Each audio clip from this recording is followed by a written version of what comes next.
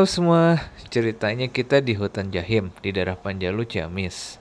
Off-roadnya kita fun aja, karena kali ini kita pakai Nissan Navara NP300 yang masih standar banget. Ban juga masih standar, bawaan pabrik, yaitu Toyo Open Country berjenis HT yang memang didesain untuk aspal. Ukurannya juga standar, yaitu 255/60 R18, atau sekitar 30 inci ya.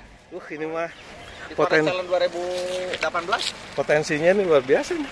abdi baru rutin Pakai nyenakan gimana? tamu Begitu. beres lah. Nah iya Kopinya ya off-road di kebun kopi di daerah Jahim, Sukamantri, Ciamis, Panjalu, perbatasan dengan Majalengka. Nah, kita ditemenin sama Ford Ranger XLS punya Om Kiki. Dia yang punya daerah sini. Jadi ini mobil memang sudah biasa wirawiri untuk operasional di kebun ini. Kalau kita lihat mobilnya ini luar biasa banget. Keren, ganteng, dan penuh luka tempur. Jadi ya mudah-mudahan aja mobil gua nggak jadi kayak gini ya. Yuk kita lihat aja, bismillah.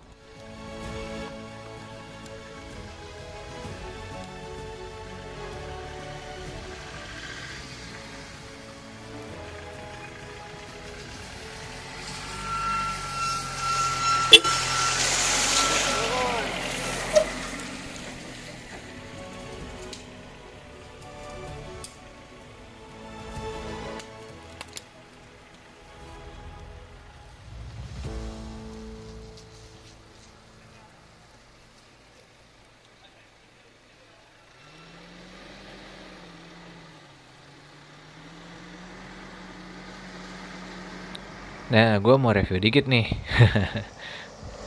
Nissan Navara ini ternyata nggak ada underbody protectionnya. Itu loh skid plate yang ada di kolong mesin, yang fungsinya buat ngelindungin karter oli dari benturan. Di Triton, Hilux, dan Ford Ranger itu ada, dan sudah jadi standar. Memang ada yang lebih tipis, ada yang lebih tebal, dan tetap ada aftermarketnya yang memang benar-benar kuat. Tapi di Navara nggak ada sama sekali. Jadi karter olinya benar-benar terekspos dan rawan terbentur.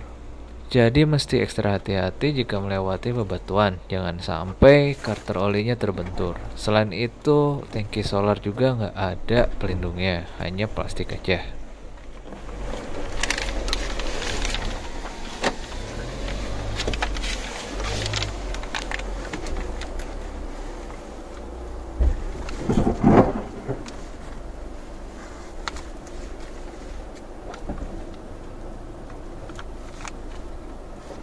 Mau puasa pakai Clara, kayak hoki.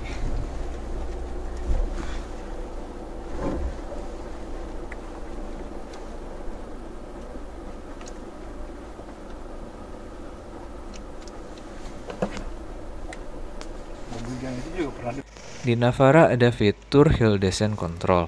Jadi kalau turun kayak gini tinggal dinyalain dan akan ngerem sendiri. Masalahnya adalah di Navara kecepatannya single speed. Jadi kalau di mobil lain bisa diatur kecepatannya lebih cepat atau lebih lambat, di Navara pasrah aja kecepatannya hanya segitu. Memang kalau di low gear dia bisa lambat banget, kalau di high dia masih agak cepat. Tapi nggak bisa diatur sesuai keperluan kita. Memang di mobil yang udah ada low gear-nya, fitur ini perlu nggak perlu ya, karena low gear dan engine brake-nya sendiri sudah cukup membantu. Mungkin hanya di turunan ekstrim yang licin banget yang membutuhkan rem individual baru HDC berguna.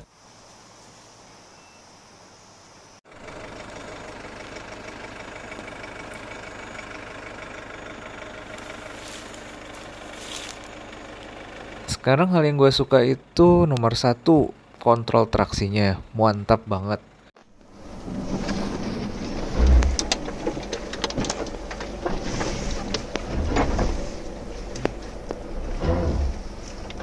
Kalau kamu denger suara kayak getaran, kayak der gini, ini bukan suara benturan, tapi suara kontrol traksinya sedang bekerja. Jadi begitu ada satu ban yang slip, dia langsung rem ban tersebut, dan otomatis torsi nggak disalurkan ke ban itu aja, dan disalurkan ke ban yang punya traksi lebih bagus. Ini mantep banget menurut gua. Dulu ada sempat nyoba Ford Ranger Wildtrak, gua rasa masih jauh lebih responsif di Nissan Navara.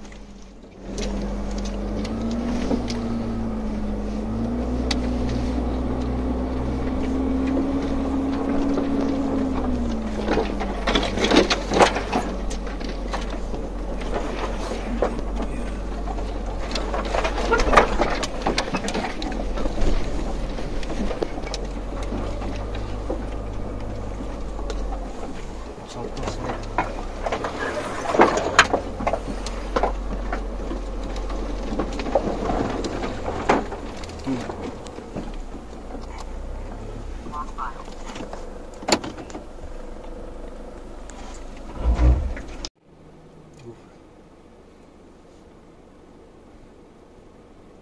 Lumayan ya.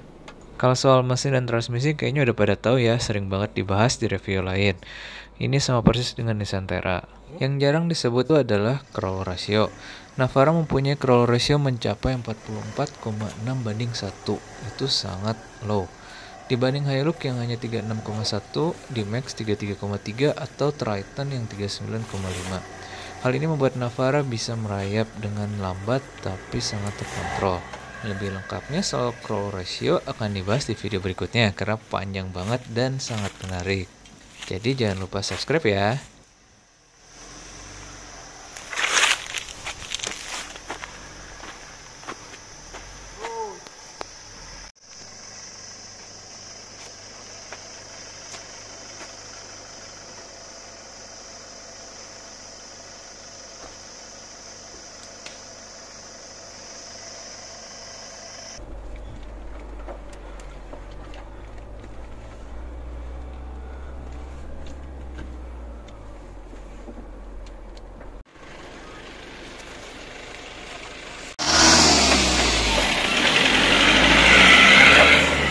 Selain itu yang aneh juga di transmisi Matic-nya.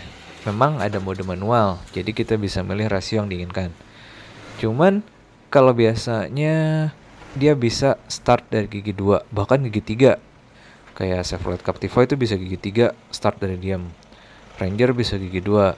Nah, kalau Navara harus gigi 1.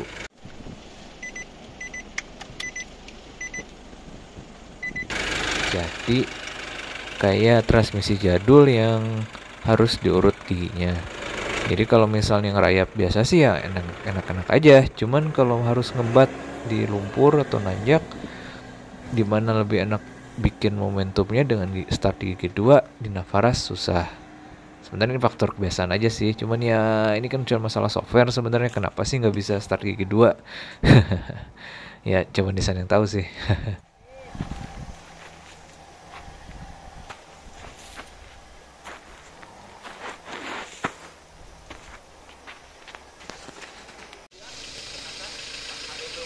Treknya rada tricky, ada belokan situ masuk.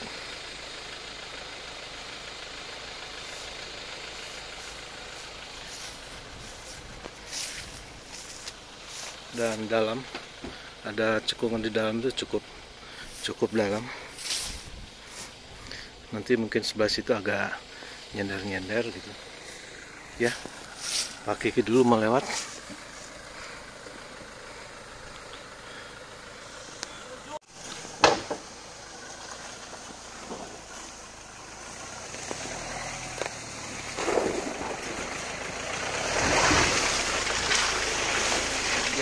Ya, sender.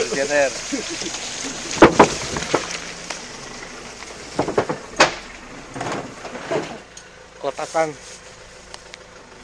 Nyender.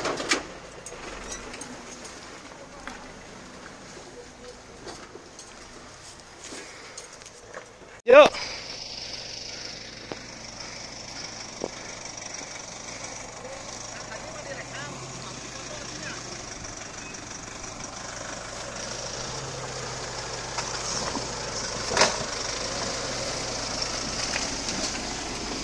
Terus kiri Bel, taikin aja. Turun ya. Gas. Turun.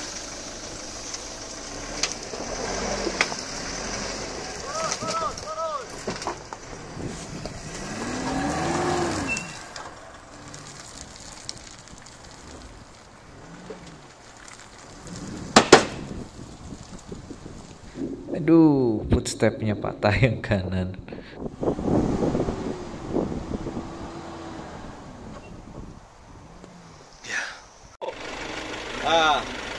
Bawah yuk.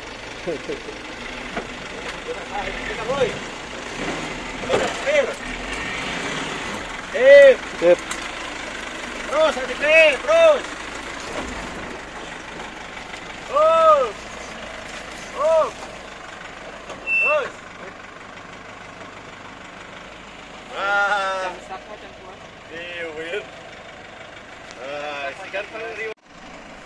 Ya, kita ngelepas strap dulu sebentar.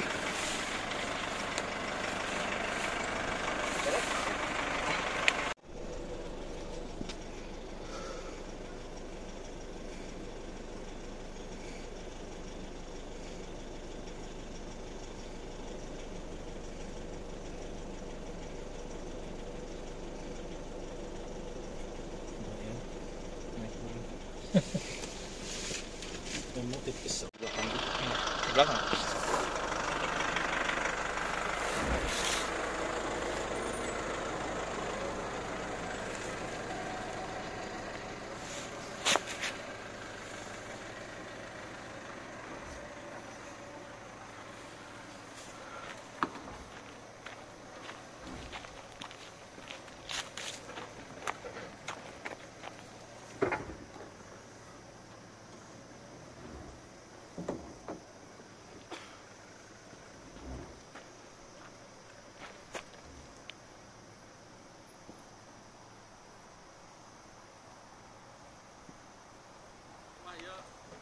Depan belakang direk, kamu udah bos mah euy.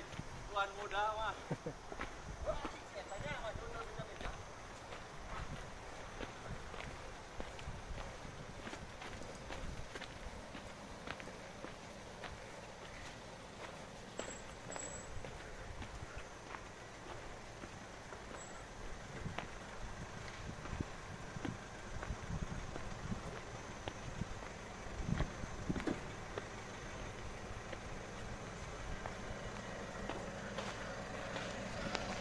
Hal paling unik dari Nissan Navara adalah suspensi belakangnya yang menggunakan perkeong, sama dengan subframe frame dan sama dengan kembarannya Nissan Terra. Hasilnya bantingan juga mirip banget seperti SUV, nggak ada tuh karakter double cabin yang kayak terlalu keras di bagian belakang, dan tetap nyaman saat muatan kosong. Malahan pada kondisi standar rasanya terlalu empuk, terutama suspensi belakang.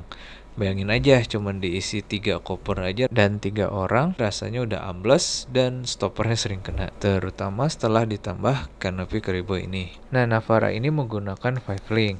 Nah, kalau kita udah bicara perkeong lawan per daun pasti panjang banget. Jadi jangan lupa subscribe karena berikutnya akan kita bahas lebih detail.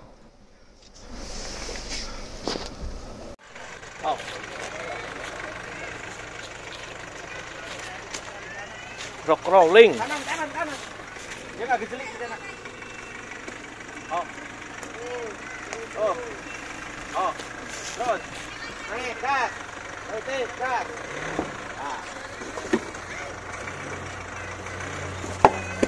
Setelah matahin footstep yang kanan, sekarang dapat suguhan batu. Nah, yang kiri gua nggak mau sampai patah lagi, jadi harus hati-hati.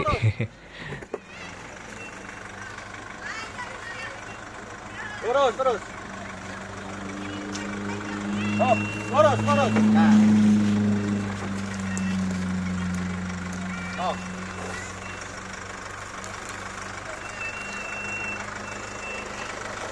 Sip. Lurus.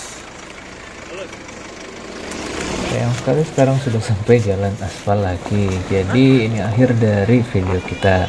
Dari upload ringan ini aja sebenarnya udah bisa ketahuan apa aja yang sebaiknya diperhatikan jika ingin offroad di Navara standar. Yang pertama itu footstepnya, karena footstepnya hanya untuk pijakan kaki dan bukan untuk offroad, jadi akan langsung hancur begitu ngehajar rintangan. Selain itu, footstep standar ini memang didesain agar bisa hancur saat terjadi tabrakan dari samping, agar curtain airbag-nya bisa ngembang. Meski di versi Indonesia tidak ada.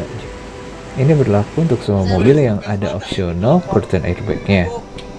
Kemudian underbody protection atau skid plate buat ngelindungin oil pan, karena standarnya emang nggak ada. Terakhir yang nongolin ban, entah gimana caranya, bisa ganti velg atau dipasang adapter. Tujuannya agar saat nyender, jadi ban duluan yang nahan, bukan body, jadi nggak gampang penyok. Ini simple tapi sangat penting. Oke, sampai sini dulu ya videonya. Jangan lupa di subscribe, di share ke teman-teman kamu, kemudian di like dan komen-komen juga di bawah ya. Kira-kira menurut kamu gimana? Oke, sampai jumpa.